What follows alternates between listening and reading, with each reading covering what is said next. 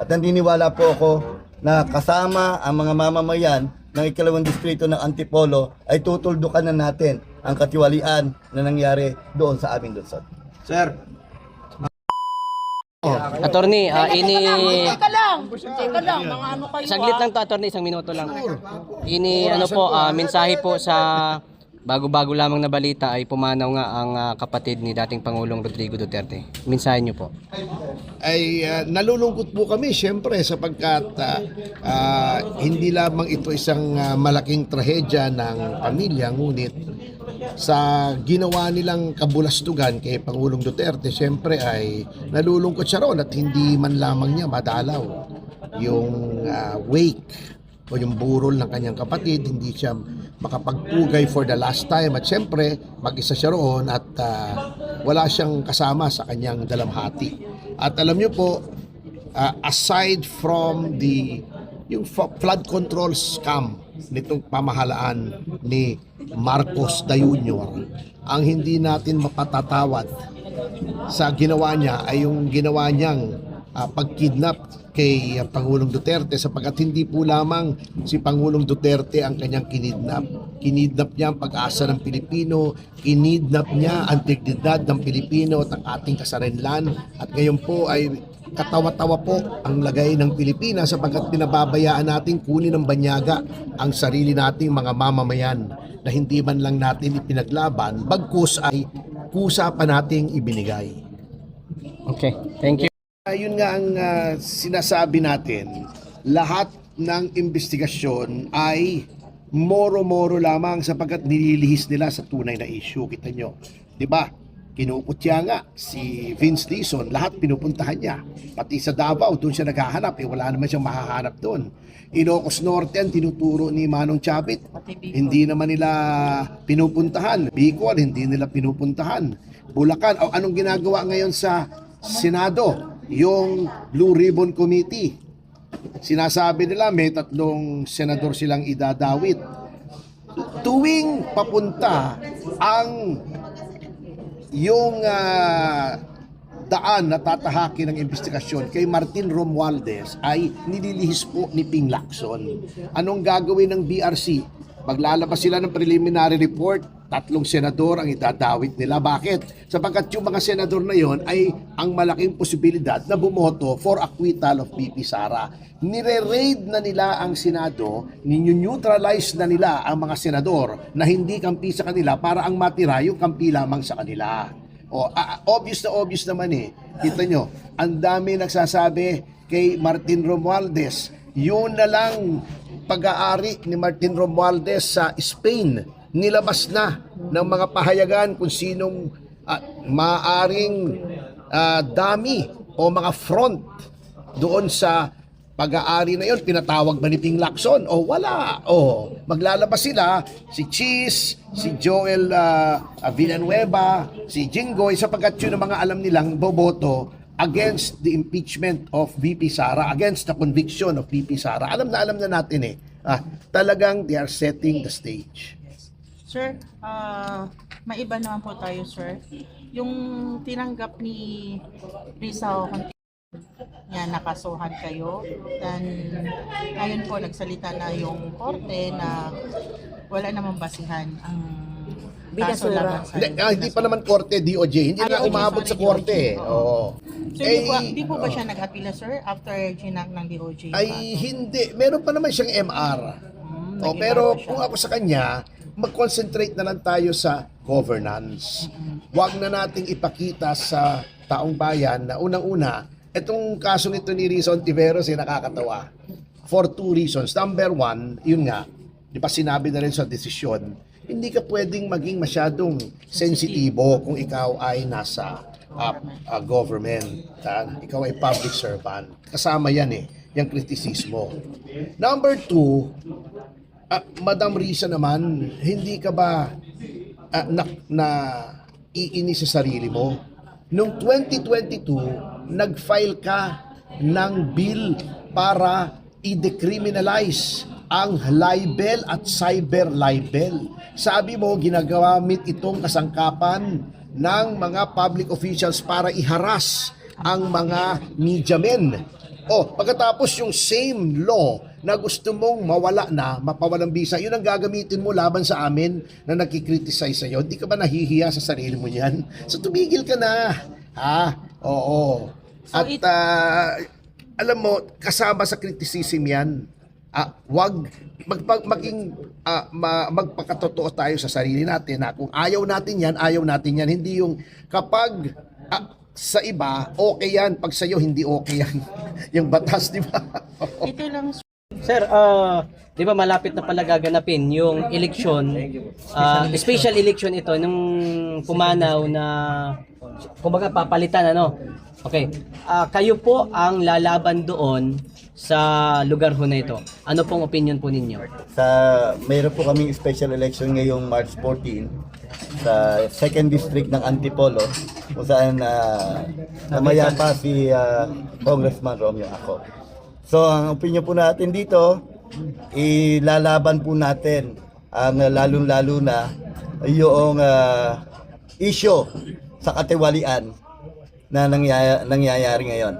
So dito po natin, kaya po ako ay nagdesisyon sa po ng aking mga supporter na tumakbo bilang congressman sa 2nd District ng Antipolo upang ipakita po natin sa mamamayan na may pag-asa po sa aming lugar, especially sa aming lugar sa 2nd District ng Antipolo.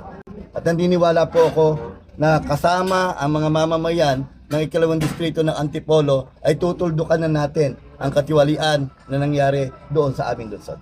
Sir, ano po pangalan nila at ano po yung background para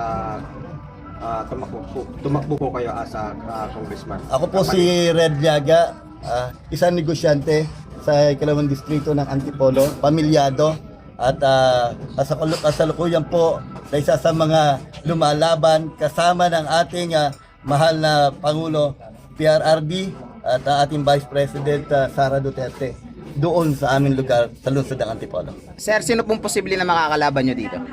Ang ating po mga kalaban doon sa 2nd District ng Antipolo ay wala pong iba kundi yung anak po ng dating Congressman Romeo Ako. Sir, kumusta po yung distrito niyo po? Wala po bang napapalitang mga flood control projects doon na ano po? Isa nga po yun sa mga umalingaw-ngaw noong nakaraan na kung saan ay meron daw na issue ng flood control sa aming distrito, sa 2nd Distrito ng Antipolo. Sir, nakalaban na ninyo yan siya, hindi pa? Mula simula. Ngayon pa lang. Simula po ngayon lang po kami maglalaban at umpisa po ito dahil nga po namatay po ang kanyang ama ngayon nakaraang taon. Pwede ba itanong nyo lang kung ano yung partido ni Congress? Okay. Yes. anong partido po kayo, sir, at kayo political? PDP laban po. Sir, matunog po ninyo nakalaban si ito nga yung anak. Actually, naman ito sa social media talagang trending. Bakit po ikaw ang kailangan piliin at hindi po 'yon? Una-una si Red Llaga po ay walang bahay. Tayo po ay walang anumang anomalyang kinasangkutan. Malinis po ang pagkatao ni Red Llaga. At mapapatunayan natin yan na tayo ay handa na maglingkod sa 2nd Distrito ng Antipolo sa Kongreso. Pero sigurado na po kung na matutuloy po yung election niyo po kasi parang Special- meron special election niyo po para kasi may nabasa po ako regarding po kay Comelec George Erwin Garcia na parang kulang ang pondo. Yun nga po ang mga bali-balita pero sinigurado naman po ng aming Comelec officers sa lungsod ng Antipolo na tuloy po ang special election sa March 14, 2026. Sir, nabanggit niyo po kanina, sir, na tawag dito, meron po kayo naririnig na anomalya about sa flood control sa distrito nyo. Pag nanalo po ba kayo, may action po ba kayong gaganapin na investigasyon dyan sa distrito nyo para mapatunayan kung ano mong anomalyang flood control dyan? Isa po yun sa atin dapat gawin dahil ang buwis ng bayan dapat alam ng mga mamamayan at hindi yan dapat itinatago dahil iyan ay ang Kongreso ay pagmamay-ari ng taong bayan. Sir, since businessman po kayo, willing nyo ba ipagpalit ang pagiging businessman kaysa maging public servant? Willing na willing po ako na ipagpalit ang aking pagiging businessman bilang public servant sa lungsod ng Antipolo sa Kongreso. Thank you, sir. Ikaw kailangan Kung ng bayan, sir. isa pa pong tanong, ano po yung stand nyo po sa anti-dynasty law po? Isa po yan sa ating re-reinforce na isusulong sa Kongreso. Kung sakalit loobin po ng Diyos na tayo ay manalo sa Kongreso sa 2nd Distrito ng Antipolo, sama po tayo na lalabanan ang anti-dynasty law dahil sa anti-dynasty law, walang good governance competition na nangyayari. Sabwatan ang nakawan sa gobyerno. So anong maasahan ng mga distrito mo, sir, kung ikaw ay papalarin sa ano na ito? Sisiguraduhin ko po na isang tayo magiging boses sa Kongreso at magiging tapat na panunungkulan at magiging bukas sa lahat ng publiko sa mamamayan ng 2nd Distrito ng Antipolo, maging sa proyekto, sa pondo at lahat po dahil ang buwis ng bayan dapat alam ng mamamayan. Sir, sa ngayon sir, tatakbo kayo sir, ano po yung mga proyekto na nais nyo ipatupad sa Antipolo? Unang-una po ang Antipolo, para sa kabatiran ng lahat, wala po kaming government, modern government tertiary hospital. Ito po ay matagal lang iniiyak ng mga taga-Antipolo. Panahon na para magkaroon ng government tertiary hospital sa lungsod ng Antipolo dahil for the past 26 years, naging congressional district ang lungsod ng Antipolo, wala po kaming malaking government hospital. Nakiki-hospital lang po kami sa mga karatig lungsod kagaya ng Amang Rodriguez, ng Quirino Memorial Medical Center at saka ng Rizal Medical Center. Kawawa ang mga taga-Antipolo, dumadayo para lamang makabenepisyo ng hospitalisasyon sa ibang mga karatig bayan. Gayon din po yung pamantasan ng Antipolo.